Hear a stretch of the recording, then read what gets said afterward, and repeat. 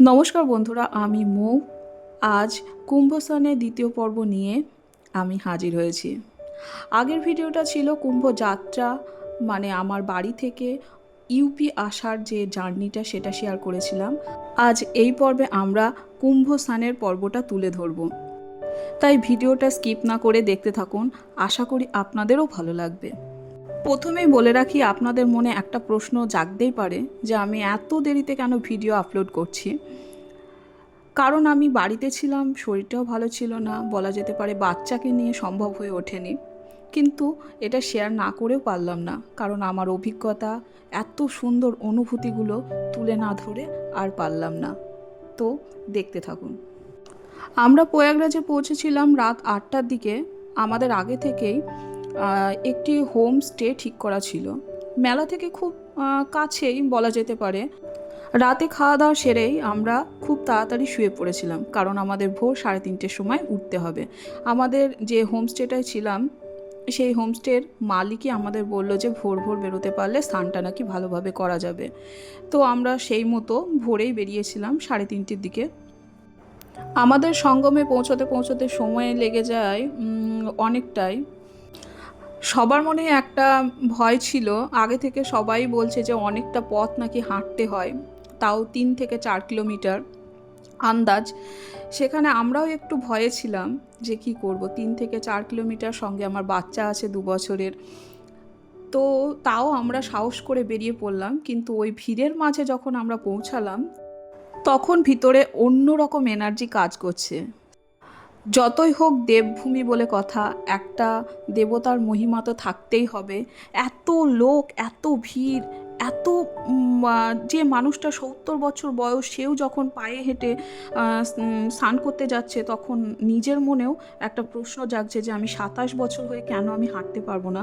তখন সেই ক্লান্তি সব কিছু দূর করে আমরাও সেই পথ অতিক্রম করেছি। বলা যেতে পারে আমার জীবনে প্রথম এতটা পথ আমি হেঁটেছি। আবার আমার সাথে যারা ছিল তারাও একই। সেদিন আমরা 12 থেকে 13 কিলোমিটার পথ তো হেঁটেছি। আর একটা ছোট দুর্ঘটনায় বলুন বা শিক্ষায় বলুন, আপনাদের বলে রাখা ভালো।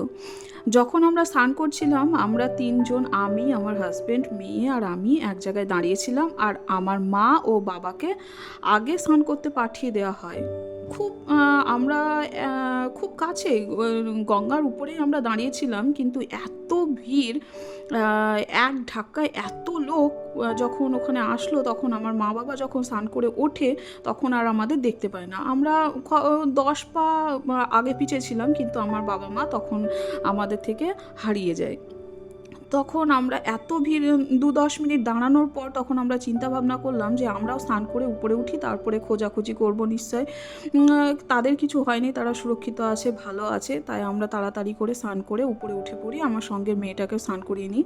তার মানে ওখানে 1 সেকেন্ডের জন্য দাঁড়ানো যাচ্ছে না।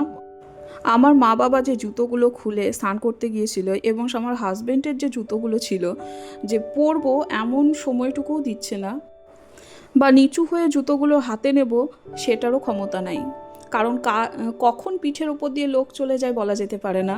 তাই আমরা সেগুলোর মায়া ত্যাগ করে ওখান থেকে তাড়াতাড়ি উপরে উঠে আসি।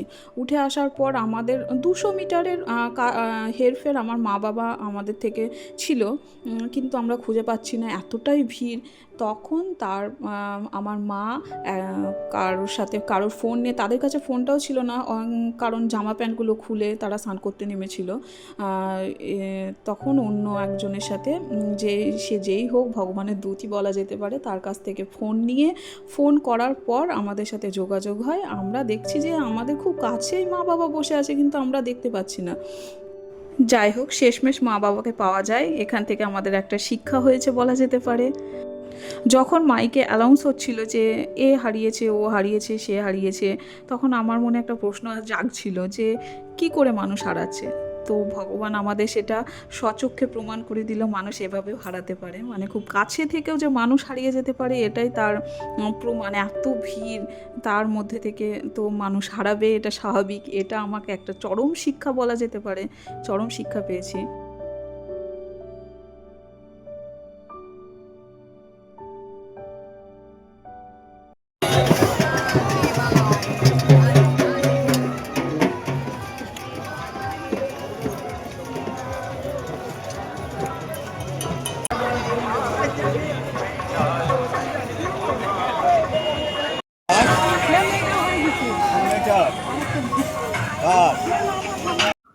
আমার 2 বছরের মেয়েটা আমার বাবা ও ভাইয়ের কাঁধে চেপেই পুরো রাস্তা গেছে স্নান করতে বা তীর্থ করতে যায় বলুন, এগুলো স্মৃতির পাতায় রয়ে যাক আর কি। তো আমার ভিডিওটা ভালো লাগলে অবশ্যই লাইক কমেন্ট শেয়ার করবেন, পারলে একটা সাবস্ক্রাইবও করে দেবেন, তাতে আমার আরও নতুন নতুন ভিডিও করবার উৎসাহ পাই।